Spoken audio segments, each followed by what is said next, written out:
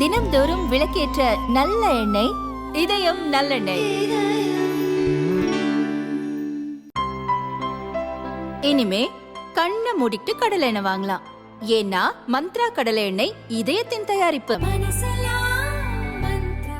பாமக தலைவர் அன்புமணி வெளியிட்டுள்ள அறிக்கையில் கூறியிருப்பதாவது: தமிழகத்தில் படித்து வேலைவாய்ப்பு அலுவலகத்தில் பதிந்து 5 ஆண்டுகளுக்கும் மேலாக வேலைவாய்ப்பின்றி இருக்கும் இளைஞர்களுக்கு அரசு வழங்கி வந்த உதவித்தொகை நடப்பு காலாண்டிற்கு வழங்கப்படவில்லை.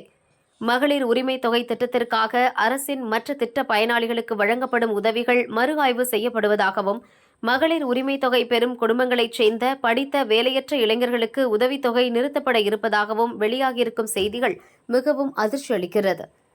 இந்த திட்டத்தின் மூலம் 10ஆம் வகுப்பு தேர்ச்சி பெற்றவர்களுக்கு அவர்கள் வாழ்நாளில் 10,800 ரூபாயும், 12ஆம் வகுப்பு படித்தவர்களுக்கு 14,400 ரூபாயும், பட்டப்படிப்பு படித்தவர்களுக்கு 21,600 ரூபாய் மட்டுமே கிடைக்கும். அந்த தொகை அவர்களின் வேலைவாய்ப்பு, போட்டித் தேர்வுகளுக்கு விண்ணப்பிக்க மட்டுமே போதுமானதாக இருக்கும். அதையும் வெவ்வேறு காரணம் சொல்லி நிறுத்த முயல்வது நியாயமல்ல. இதை ஏற்றுக்கொள்ளவே முடியாதது. இதுகுறித்து தமிழக அரசு விளக்கம் அளிக்க வேண்டும். ஒருவேளை உதவித்தொகையை நிறுத்தும் திட்டம் அரசுக்கு இருந்தால் அதை கைவிட வேண்டும்.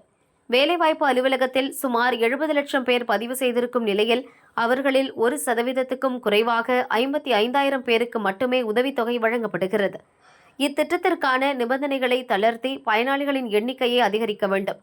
அத்துடன் 10ஆம் வகுப்பில் தோல்வி அடைந்தவர்களுக்கு 1000 ரூபாய், தேர்ச்சி பெற்றவர்களுக்கு 2,000, +2 தேர்ச்சி பெற்றோருக்கு 3,000, பட்டப்படிப்பு முடித்தவர்களுக்கு 4,000, பட்ட மேற்படிப்பு முடித்தவர்களுக்கு 5,000 ரூபாய் வீதம் உதவித்தொகையை உயர்த்தி வழங்க வேண்டும் என்றும் அன்புமணி வலியுறுத்தியுள்ளார்.